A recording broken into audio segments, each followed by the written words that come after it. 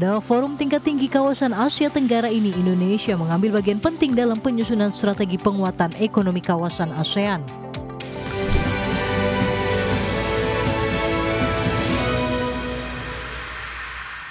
Ya, berikutnya pemirsa, Indonesia turut menyusun strategi penguatan ekonomi kawasan Asia Tenggara yang tertuang dalam Priority Economic Deliverables atau PED. Terdapat 8 capaian prioritas ekonomi ASEAN yang akan memperkuat ekonomi negara-negara di kawasan. Priority Economic Deliverables atau PED merupakan kesepakatan rangkaian pertemuan Menteri Ekonomi ASEAN atau ASEAN Economic Ministers ke-57 di Kuala Lumpur, Malaysia. Dalam forum tingkat tinggi kawasan Asia Tenggara ini, Indonesia mengambil bagian penting dalam penyusunan strategi penguatan ekonomi kawasan ASEAN.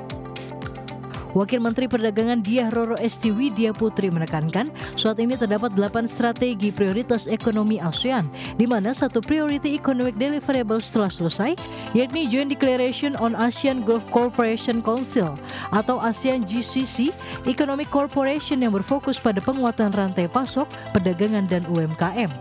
Terakhir kita adalah the 57th AEM ASEAN Economic Ministers Meeting. ASEAN mengapresiasi capaian penyelesaian dari PED atau Priority Economic Deliverables Malaysia. Kemudian kita menertibkan Instrument of Full Power dan juga siap berpartisipasi dalam seremoni penandatanganan the second protocol to amend the A3. Dalam Priority Economic Deliverables ASEAN, para negara ASEAN menyepakati 8 poin penting dalam penguatan strategi ekonomi kawasan Asia Tenggara. Di antaranya, penghapusan hambatan perdagangan barang, memperkuat kerjasama ekonomi dan rantai pasok ASEAN-China, perluasan ASEAN Digital Economy Framework Agreement, yang diharapkan mendorong nilai tambah ekonomi digital kawasan, penguatan ASEAN-India Trade in Goods Agreement, pendirian ASEAN MSME Center of Excellence for Green Transition, serta penyusunan ASEAN Tourism Outlook. Diharapkan dengan langkah strategis penguatan ekonomi kawasan ASEAN ini mampu mendorong pertumbuhan ekonomi Asia Tenggara secara nyata. Indonesia sendiri berkomitmen kuat untuk menghasilkan pertumbuhan ekonomi yang strategis dan keberlanjutan. Jakarta, Tim Liputan IDX Channel. Selanjutnya pemirsa, pemerintah meyakini potensi ekonomi berbasis kecerdasan buatan atau AI akan sangat menguntungkan sektor usaha mikro, kecil dan menengah atau UMKM. Ya, di mana pelaku usaha UMKM bisa memanfaatkan kecanggihan teknologi AI untuk perluasan pemasaran UMKM.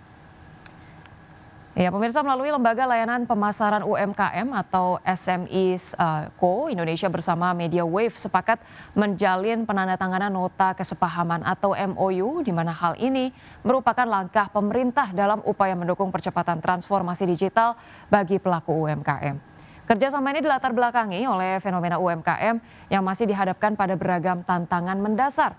Di antaranya adalah kesenjangan akses terhadap teknologi modern, keterbatasan kapasitas sumber daya manusia dalam menguasai keterampilan digital, serta tingginya biaya yang harus dikeluarkan untuk mengimplementasikan sistem berbasis digital.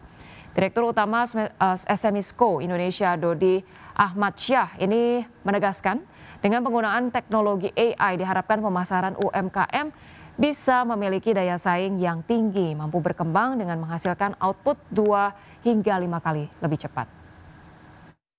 Kolaborasikan atau menjalin lah ya, kira-kira itu bekerja bersama untuk mengembangkan dan memajukan UMKM Indonesia melalui teknologi dan informasi serta sistem. Nah, seperti yang kita tahu kan hari ini semuanya eranya itu era-era teknologi, AI dan lain-lain. Nah, makanya dengan kapabilitas, kompetensi Pak Yose beserta jajaran yang ada di MWX maupun di Media Wave, kami dengan Pak Menteri gitu ya, kita juga tahu jumlahnya UMKM ini. Tapi kan sebetulnya kementerian ini, khususnya Pak Menteri kan juga pengen tahu kondisi bisnisnya seperti apa, mereka lagi trennya seperti apa, mungkin kalau ada problem seperti apa. Nah, jadi kami akan dengan Smesco ini bikin dashboard khusus supaya Smesco juga sebagai kepanjangan tangan dari kementerian bisa memonitor juga perkembangan. Kita ke informasi lain, pemirsa, Presiden Prabowo Subianto tegas meminta Komisi Pemberantasan Korupsi dan Kejaksaan Agung untuk memeriksa seluruh pengelolaan keuangan badan usaha milik negara atau BUMN.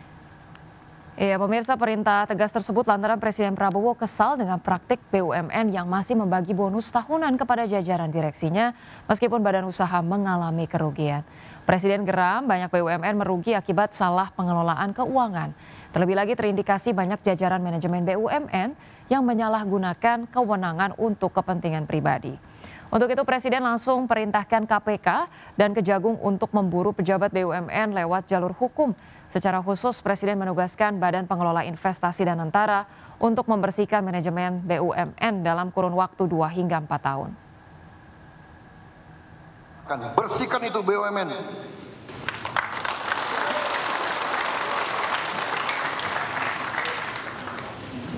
Dia kira itu perusahaan nenek moyangnya. Perusahaan rugi, dia tambah bonus untuk dirinya sendiri. Brengsek banget ini.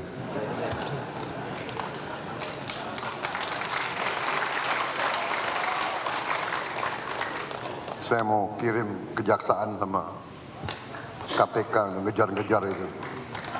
Bagaimana? Perlu dikejar atau tidak?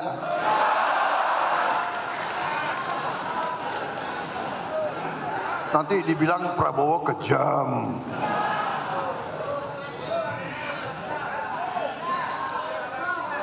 Saudara-saudara, kita kasih kesempatan mereka bersihkan itu BUMN. Saya berharap Indonesia akan menggelar event internasional yang akan menjadi perhatian dunia. Ya, yakni gelaran MotoGP di sirkuit internasional Mandalika pada tanggal 3 hingga 5 Oktober mendatang. Sebelum ajang MotoGP digelar di sirkuit Mandalika, Presiden Prabowo Subianto secara khusus bertemu dengan pembalap motor yang baru saja dinobatkan sebagai juara dunia MotoGP tahun 2025 Marc Marquez di Istana Negara Jakarta. Dalam pertemuan dengan ataupun didampingi Menteri Pemuda dan Olahraga Erick Thohir, Marc Marquez menegaskan bahwa dirinya sangat antusias menyambut MotoGP di sirkuit Mandalika. Marquez menilai balapan di sirkuit Mandalika akan menjadi balapan pertamanya usai menjadi juara dunia. Selain itu kepada fans di Indonesia, Marquez menekankan bahwa sirkuit Mandalika merupakan sirkuit balapan terbaik baginya. Hello everybody, I'm super happy to be back here in Indonesia after being world champion just 3 days ago. And yeah, will be the first GP, first circuit after being champion, and I will try to enjoy it a lot. I know that we have a lot of fans here, and it's the best circuit and the best country to enjoy it. So let's see if we can enjoy it in Mandalika GP. Thank you very much. Thank you.